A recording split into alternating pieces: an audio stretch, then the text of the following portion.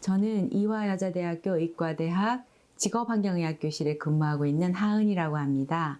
임신 1분기, 2분기, 3분기마다 이 태아의 몸에 형성이 되는 기관들이 다 다르잖아요. 그러니까 어느 시기에 노출되느냐에 따라서 그 태아가 성장하는데 또 좋지 않은 기관이 발생되는데 그런 선천성 기형이 발생되는데 영향을 미칠 거라고 봐요.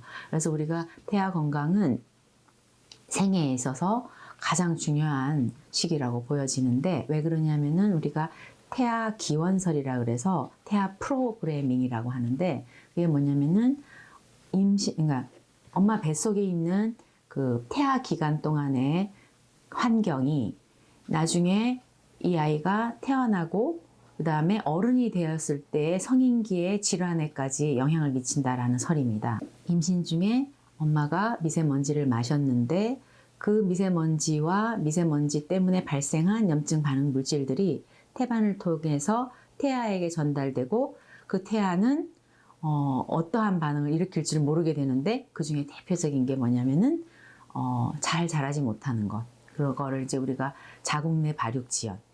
그런데 태어나서는 어떻게 하냐면은 저체중, 조산 이런 형태로 나타나는 거죠.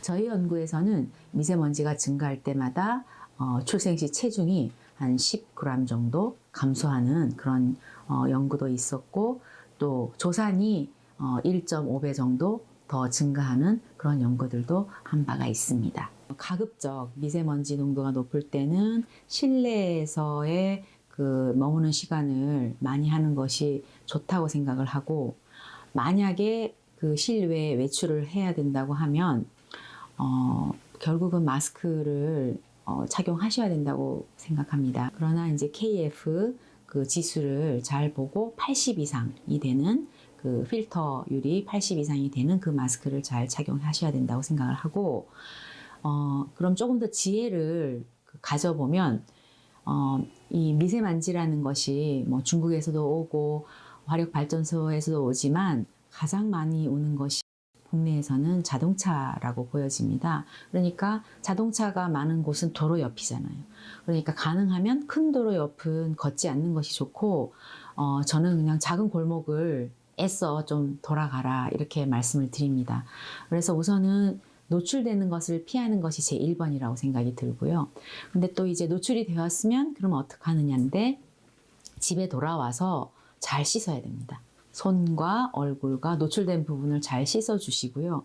그 다음에는 물을 많이 마셨으면 좋겠어요. 그러면 이제 물은 아무래도 정화작용이 있기 때문에 우리 몸속에 들어온 좋지 않은 물질들을 잘 정화해서 밖으로 빼내주는 효과가 있기 때문에 물을 많이 마셨으면 좋겠고, 그 다음에 세 번째는 비타민 C가 많이 함유된 채소나 과일을 많이 드실 것을 권장합니다. 전자레인지나 그릴이나 오븐에서도 당연히 미세먼지가 발생할 수 있고 또한은 조리시, 특히 기름에 튀긴 음식을 만들거나 등등과 굽거나 할 때는 당연히 미세먼지가 발생을 합니다.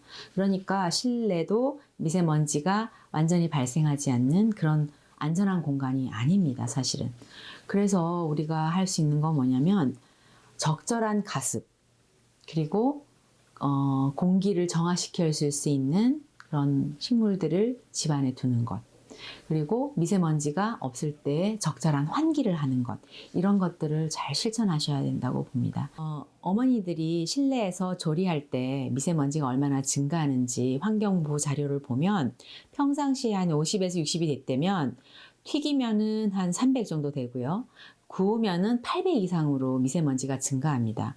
그러니까 우리가 조리 시에는 반드시 환기 장치를 쓰거나 또는 창문을 열어서 환기를 한 상태로 조리를 해야 된다는 것을 알 수 있습니다. 제가 그 임신 중인 어머니들에게 죄송하지만 그 청소기를 쓰는 것보다는 밀대와 같은 물걸레질을 하는 것을 권장합니다. 밀걸레가 좋은 점은 뭐냐면은 옛날에 그 공장에서 또 먼지가 많이 발생하잖아요. 그랬을 때 1번 그 먼지의 비산을 방지하는 원칙이 뭐냐, 물을 뿌리는 겁니다. 그러는 것처럼 집에 이제 그 쭈그려서 앉아서 밀걸레를 쓰면, 걸레를 쓰면 어머니가 불편하시잖아요. 그렇지만 밀걸레 같은 걸 좀 써서 그 물걸레로 청소를 하면 약간 가습의 효과도 있고 먼지도 줄여주는 효과가 있기 때문에 저는 물걸레질에 대한 것들을 좀 많이 강조하는 편입니다. 제가 한 연구 중에서는 미세먼지가 높을수록 출생한 아이의 아토피 피부염이 증가한다라는 이제 연구가 있는데 그 연구에 만약에 녹지가 높으면 그 미세먼지에 의한 아토피 피부염이 어떻게 되는지를 연구를 해봤습니다. 그랬더니 미세먼지 농도가 높은 곳에서도 녹지의 퍼센트가 높은 곳에 거주할 때는 아토피 피부염이 감소되었습니다. 그 얘기는 그것은 미세먼지가 낮은 곳보다 미세먼지가 높은 곳에서 녹지의 보호 효과가 더 컸습니다. 그것은 비록 도시에서 미세먼지가 높다 하더라도 주변에 녹지가 많다면 아이들의 아토피 피부염이 예방될 수 있다는 것을 말해주는 것이기 때문에 도시 계획을 할 때 반드시 건물만 지을 것이 아니라 주변에 녹지를 조성해야 된다는 것을 알 수 있습니다.